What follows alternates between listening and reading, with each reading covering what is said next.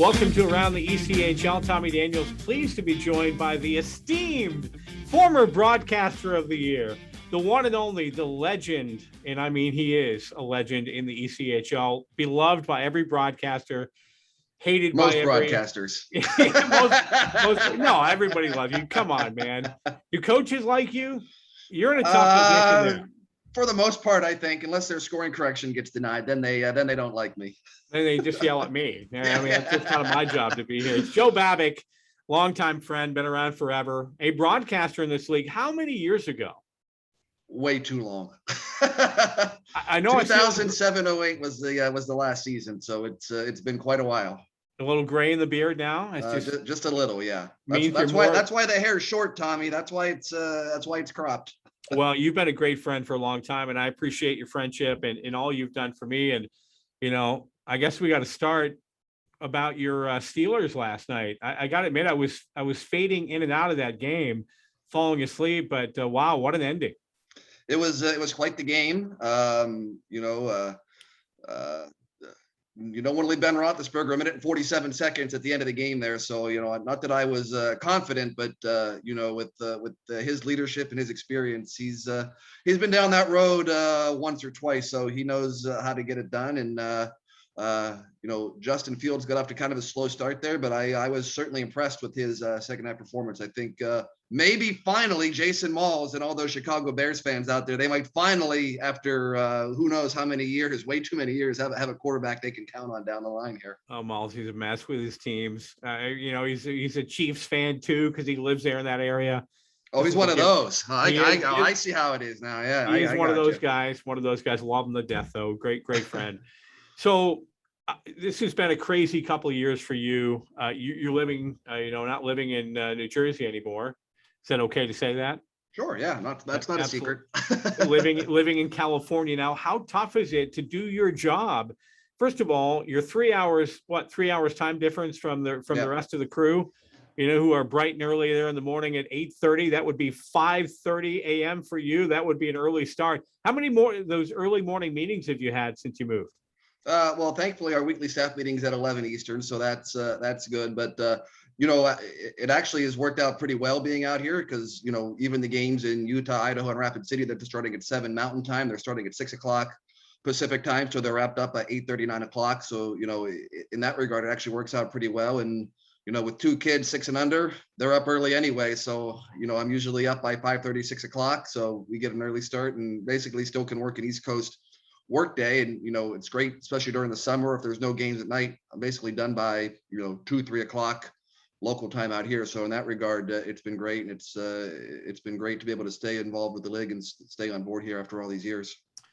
You've been the communications director in this league for the longest of anybody, correct? I mean, yes, nobody's been longer than you. That is correct. Yeah.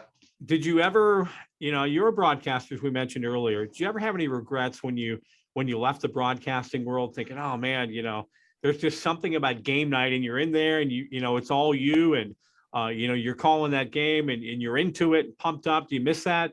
Turning on the microphone and saying, good evening, Joe Babik here live from wherever. Oh yeah. I mean, I think at first they're certainly missing that, the camaraderie, being around, the coaches and the players and, being excited after a big win, being disappointed after a loss and, having those highs and lows and being invested in a game. But, at the same time, the bus rides and the early mornings, getting back from, a road trip at 2, 3 in the morning and then being back in the office at 10 or 11 and doing game notes and interviews and getting ready for a game and being there until 10, 11 o'clock the next night, maybe having a 3-3 or a 6-8 or something crazy like that. So, from that regard, I didn't miss that. And, like I said, when I first got out of it, I missed it, but that quickly subsided. And, I love what I do, you're still involved with it and having, the sports, working in sports is always fun and a great experience. So, I've been in this role since March of 2010. So coming up on 12 years here at the end of the season. So, it's been a great experience and I certainly have enjoyed the ride so far. You've worked with a lot of good people in this business, a lot of broadcasters that have moved on to bigger and better things. Give me some of those names of people that are now in the NHL. Oh, well, we have Joe O'Donnell in Minnesota. He was in Idaho when I was out in Fresno. Josh Bogorad is also, he was in Alaska when I moved into this role. He's in Dallas. Jack Michaels, who went straight from the ECHL to the Edmonton Oilers. I've known Jack for a number of years, from when the Aces first came in the ECHL. And of course, our good friend Everett Fitzhugh, who made a similar move a couple years ago, going straight from Cincinnati to the Seattle Kraken, and is doing a great job up there with that team. Your affiliate, obviously, there as well. So we've had a great line of broadcasters, other front office people. People see the players and coaches, but we can't forget the on-ice officials and the other front office staff members who've moved up over the years. Who would have thought 34 years ago, when Henry Brabham and Bill Coffey and then Mr. Kelly came in as a commissioner, we'd have 705 players in the NHL and all these coaches and officials. I mean, it's been a great ride. And even people who aren't in the NHL who started in the ECHL. I think of Scott Sabatino, who was in the business ops role at the league office forever, and now he's the VP of finance for the San Francisco 49ers. Tara Crane, who was in our office, is now high up in the Philadelphia Eagles. So we have people all over the sports landscape who've gotten their start in the ECHL, and I think that's a feather in the cap for everyone who got this started all the way back in 1988. Just going back to the COVID times here for a moment, I know that's been a challenge, for everybody in your office. Going back to that the day when we found out pretty much that the league was done for the year, and I remember, we'd left on an early flight that morning to fly to Utah, and we were in Vegas, and I got a call from Joe Ernst saying, "Hey, just to give you a heads up, this is probably what's going to happen. Be prepared. You might want to start planning on." Getting your team back to Allen at some point. And at that point, I mean, it sunk in. It was like, wow, this is big. This is something like we've never seen before. Several months into this now, how has life changed for you on how you do your job, everyday life, how you handle your relationship with teams and dealing with the COVID situations? Walk us through that. That had to have been just a big nightmare for you. Yeah, I mean, obviously it was not a great situation. We're still kind of trying to dig out of that, but we're slowly getting there, and it's a process, and I think it's going to be a process here still for a little bit. But I think what it has taught us is some lessons. I mean, Zoom was obviously a thing before COVID, but not ingrained in society as it is now. I mean, here we are sitting on a Zoom interview doing this. I mean, wouldn't have been a thought 20 months ago. So it just shows you, you kind of adapt and roll with the changes. And I think, you don't want to ever say that it's great to have been in a pandemic, but I certainly think it's, helped people expand their horizons. This is now a possibility. And I think from a business perspective, it's been a learning experience as well. So I think coming out of this, it's going to be, I think our teams and life in general, people have adjusted, and I think we're going to see some good come out of it here 5-10 years from now. It's Joe Babik, the director of communications for the ECHL. You're such a people guy. Do you get lonely working out of the house and just putting on a sweatshirt? As I'm used to seeing you in the gray suit. How is it, being a dad during the day and taking care of little ones and trying to do your job? I mean, my goodness, do you find yourself talking to yourself yet, Joe? A little bit, but between phone calls and Zooms, I'm talking to people, a good bit throughout the day anyway. My oldest son is in first grade, so he's gone most of the day. The little one, who's going to be 3 here at the end of the month, he's in daycare 3 days a week now at least. So for the most part, I have 3 solid days a week where it's quiet. There's a couple of days where it's a little crazy, but it's great though too. As you never get the time back with your kids. So in that regard, there might be times you want to wring their necks and scream at them when you're trying to do a phone call or get some work done, but you can't change it. And they're only this young for a small amount of time. So in that regard, it's kind of great to have them here at times while I'm working. And the commute's great. It's walking down the stairs. I don't have to drive 20 minutes to the office and fight traffic and utter some words I shouldn't say when I'm driving. So it's been great in that sense, where you don't have to worry about fighting traffic and getting up early and doing all that stuff. New team, 2 new teams in the league this year. I'll do the easy one, the Iowa Heartlanders. You didn't want to do the Trois-Rivières Lions? Well, you know what? I'm still working on that. I did a little Joe Ernst test with that, and He just said, "Oh, Three Rivers." Three Rivers. Yeah, I usually say TR, but so Trois Rivières. We'll practice your French. Maybe we'll have to send you up there on a road trip next year so you can get acquainted with it. I love it, man. You know me, I love being on the road. It's one of the greatest things in the world. Unfortunately, this year not traveling, but I'm learning the whole new world of doing games remotely. And I will say this, your crew, led by Gabby and the great people at Flow. I've worked with them a lot this year, trying to make sure we get everything going, and they've been nothing but awesome. And for the first time, I actually did the game the other night, Joe, from my living room. and I have what there's known as Tommy's Sports Bar, because I've got the 5 TV setup going. So I had, of course, the Americans game on the main TV on the bottom. I had the Sabres going. I had college football going. You just got to make sure you're calling the right game. That's there's been a couple times I'm like, 75 seconds. No, wait a minute, that's not my game. But that's been interesting. But it came off without a hitch, which was awesome, and that's thanks to the people that we work with. But, I know that it was a challenge for everybody coming in. It was something brand new, especially everybody doing remotely last year for, the majority of the season until playoffs kicked in. But I think year 2, at least speaking for this broadcaster, has been much, much better.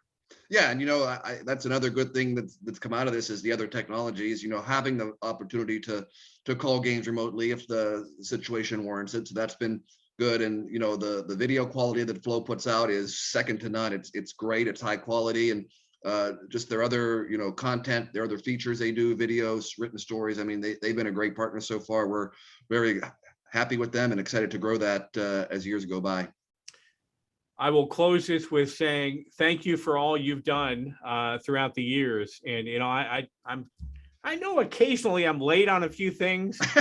I still wear my sponsorship hat, and that is, of course, the main thing in minor league sports is bringing money to the team. So occasionally I'll get something in late, but you've always been good to me. I'm not too much of a pain in the butt to work with, am I? No, you're great. You do a great job down there. You've been there for forever yourself now. Yeah. Ingrained in the community down there, and the Americans are doing a great job. And from your standpoint, it's hard to believe that here that team is now 13 years in. It's been a great run so far, and another good start so far this year. It is, Joe. We're going to see a Bills Steelers AFC Championship game. We'll see. The good news is there'd only be one Josh Allen on the field that day. So, hey, did you have to go there? Did you really have to go there? Wow. It was definitely Josh Allen was the MVP of that game last weekend, yes. But it wasn't the guy throwing the ball. It was the guy that was picking it off and sacking, and he did everything. That was a big shock. But hey, welcome to football. And yeah, it was a crazy weekend. In the NFL on Sunday, and even some of the college scores on Saturday was. It was an interesting weekend, and as they say, that's why they play the games. You never know what's going to happen any given week on the football field. Anything's possible, and it's going to be a great stretch run here down the last 2 months of the season for sure. Joe, you've been a good friend for a long time. I appreciate you. Give my best to the wife and the boys. Enjoy your time there in California. Thanksgiving coming up, and we'll catch up with you down the road. Yep, my pleasure, Tommy. Happy to be here. The great Joe Babik from the ECHL, our Director of Communications around the ECHL. Emmitt Smith is lined up and ready to get a COVID test. He goes to mylabsdirect.com, schedules an at-home mobile concierge visit, takes his test, and score! Gets his test results the same day. Wow, that was truly amazing. Hey guys, this is Emmitt Smith. My Labs Direct has the winning game plan for all your lab testing needs, including COVID-19, PCR, and antibody testing. Visit one of the My Labs Direct locations or have their mobile concierge test center come to your home, office, or school, providing you with PCR or antibody test results in a hurry. Your 100% accurate test results are available right now. Visit mylabsdirect.com today and you will have your test results the same day. mylabsdirect.com. That's mylabsdirect.com. mylabsdirect.com. Anytime, anywhere. Welcome to Around the ECHL on this Wednesday. Tommy Daniels, along with the voice of the Kansas City Mavericks for the last 13 years, the one and only Bob Rennison.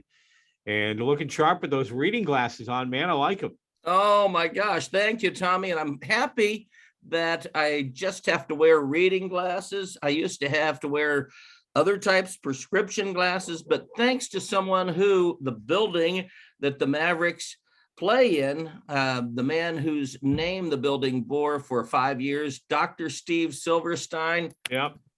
I don't need prescription glasses anymore. Good for you, man. That's awesome. That's awesome. Well, let's talk some hockey. You're 13 for the Mavericks. You're 13 for the Allen Americans. A wild game last Saturday night in your building. And we know just by looking at the stats, the penalty minutes, the Mavericks lead the league in PIMs. So we kind of anticipated this type of game, but man, it got ugly at times.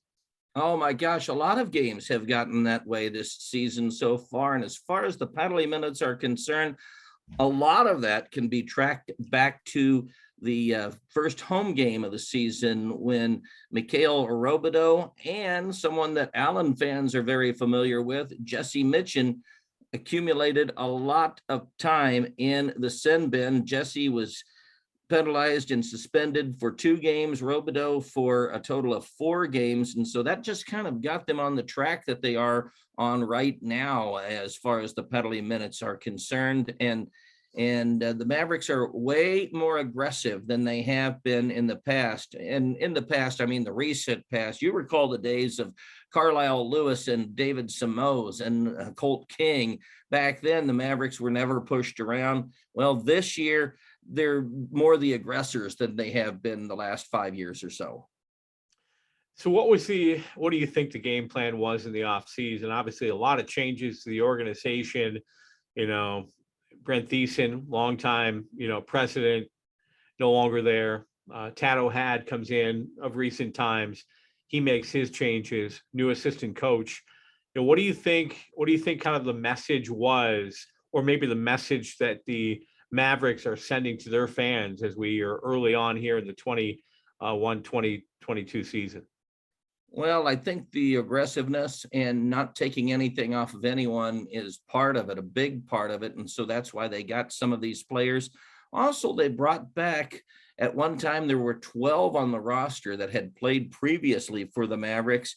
These 12 were brought back because of the way they did things. Laurent Ouellette, the last few years, has been one of the guys that stood up for his teammates. And to give Laurent maybe a little bit of a break, they have brought in people like Robidoux and also Jesse Mitchin.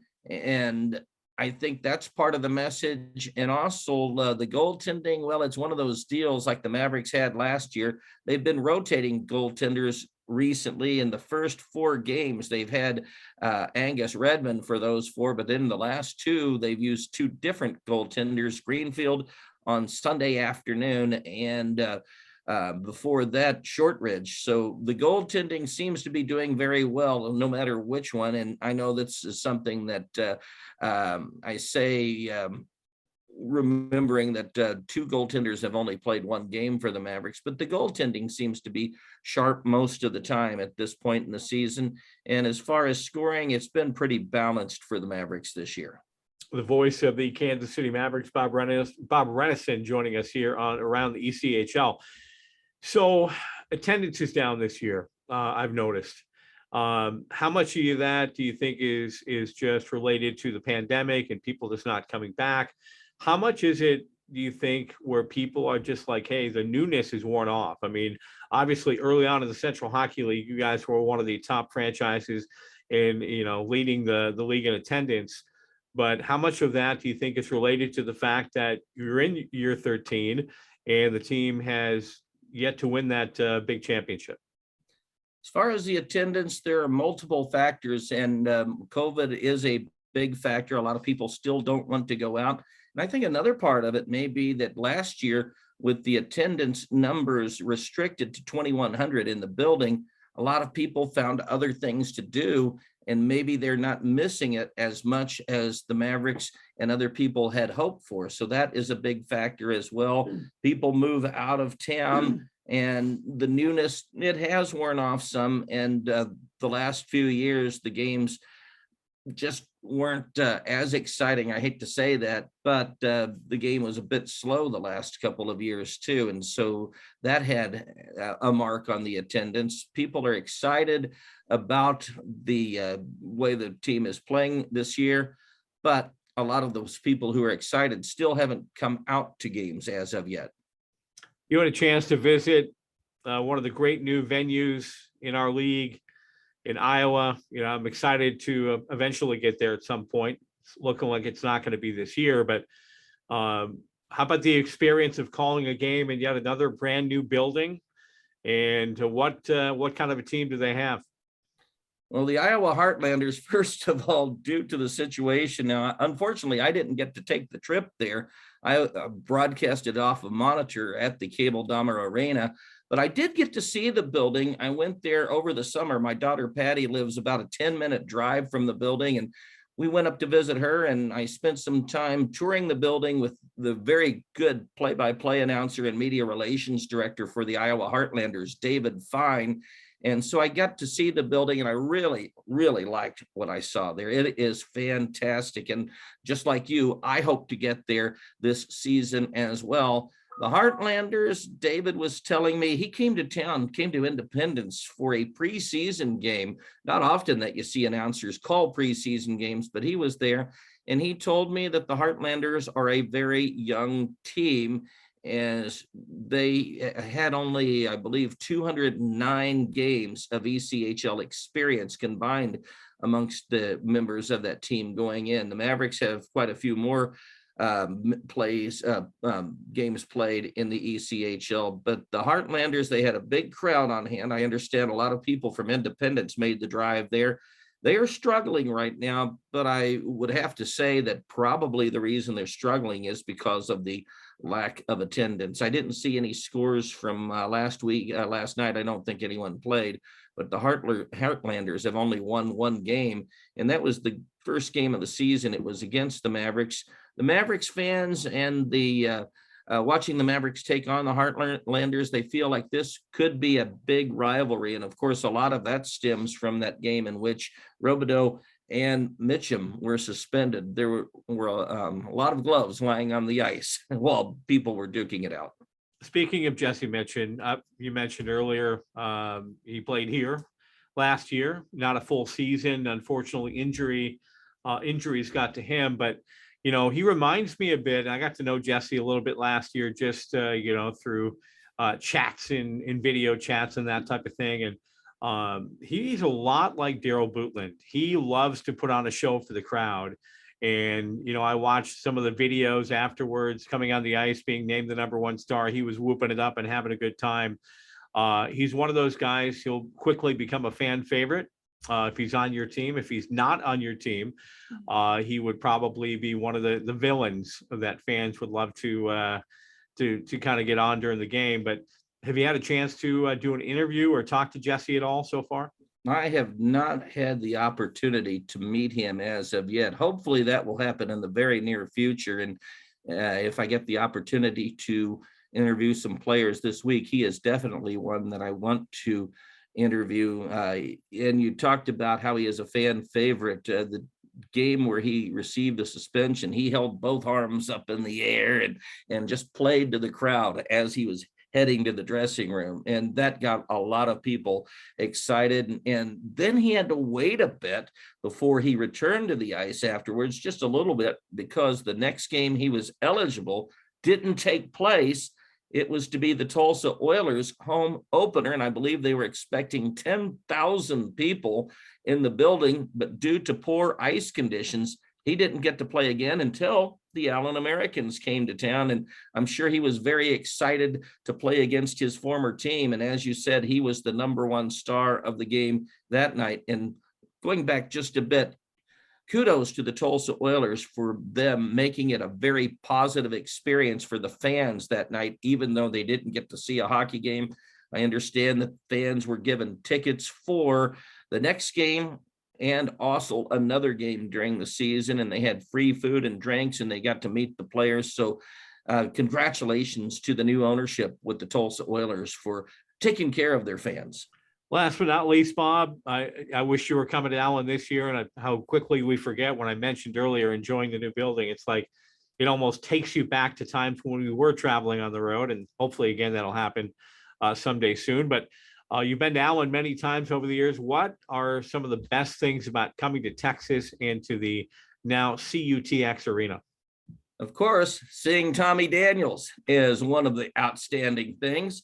Also visiting my friend Robert Winningham. He was the economic development director in Allen, and the building was supposed to go to Greenville, but when he went from Greenville to Allen, the building went from Greenville to Allen. Love seeing him and Jordan Dutton.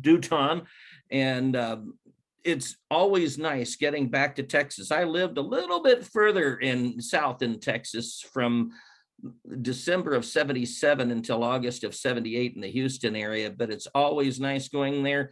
And then after the morning skate, love going to some of the places that you have there, Panda Express, and of course, Whataburger. And by the way, a Whataburger will soon open just down the street from the Cable Dahmer Arena in Independence.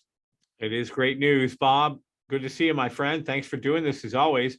I appreciate you very much, and best of luck to you guys the rest of the way. We'll see you soon.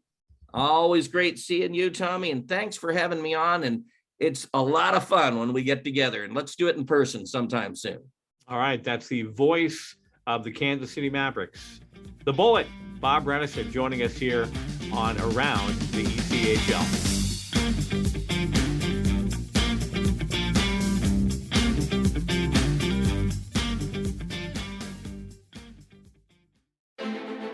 In a world where coworkers have begun commingling, face-to-face encounters are unavoidable, and family reunions are inevitable, My Labs Direct brings you the answer to the biggest question in the world as we know it today. Got antibodies? Whether you're at the backyard barbecue, at work, or visiting your in-laws, you will hear, got antibodies? Do you have antibodies? I don't know. Do you have antibodies? How would I know if I have antibodies? Do I need antibodies? I mean, I want antibodies. Well, I have the vaccine. Do I need antibodies? I have antibodies. Do I need the vaccine? Kiss me. I have antibodies. Listen up. Got antibodies? MyLabsDirect.com has your answer. Your 100% accurate results are available right now. Visit us 7 days a week and find out if you have antibodies today. No insurance required. MyLabsDirect.com. MyLabsDirect.com.